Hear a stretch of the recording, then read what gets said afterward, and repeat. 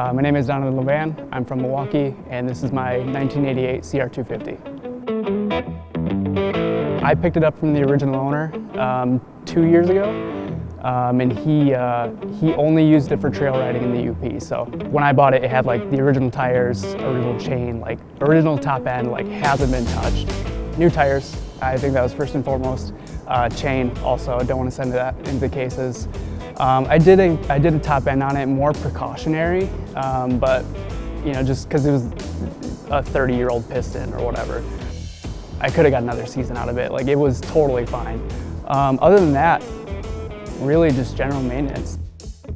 It's hard to find this era dirt bike that's not like completely clapped out, like, you know, bent frames or, you know, blown top ends or bent rims or, you know, just drug through the mud. Yeah, the CR250 was a pretty popular model of the time. They were kind of like paving the way for as far as dirt bikes go. This is about as old as you can get and have like disc brakes on the front and the rear. You know, anything before this is like, you know, a disc front and drum rear. So they were really like ahead of the time a little bit.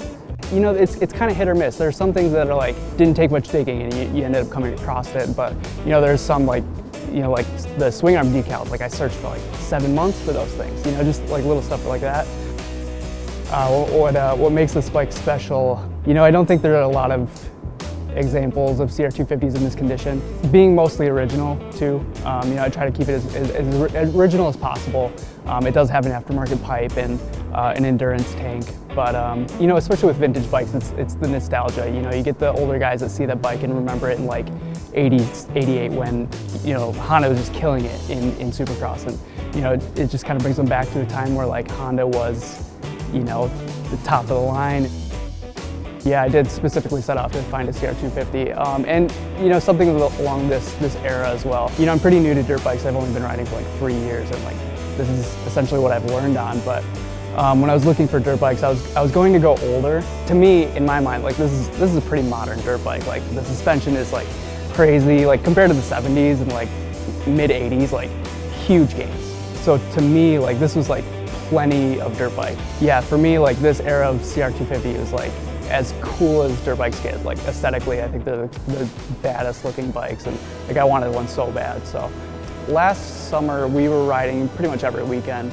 We'll take it to the UP and trail ride for the weekend, or there's some races in Georgia that we like to go to that's all like vintage motocross races, and yeah, I got a lot of use out of it so far.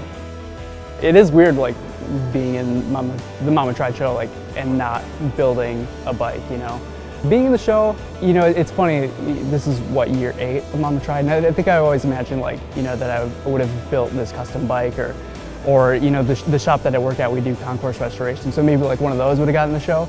But now I'm bringing this dirt bike that I'm like scared to ride, you know, I pee my pants a little bit every time I ride it, but so it's like, it's cool to be invited, and like I'm stoked, and I love the bike. And I'm sure there will be a lot of people like, why is this in the show? But I'm sure there will also be people that will be stoked to see it in the show. You're like, oh, I remember when these were just like killing it in Supercross, or, you know, I broke my collarbone on one of these or whatever. You know, I think it's more for that crowd, like, you know, that lived that time. For people looking to get into dirt biking, well, honestly, like we spent a good, I don't know, one full summer on like just small bikes, XR100s, and like learning how to ride dirt. So yeah, I would say start small. I think vintage is friendly to get into, like the 70s, where like you'll find the limit of the bike before you'll find your own. You know, naturally, it's tons of fun, just screwing around. Like the talent will come. You know.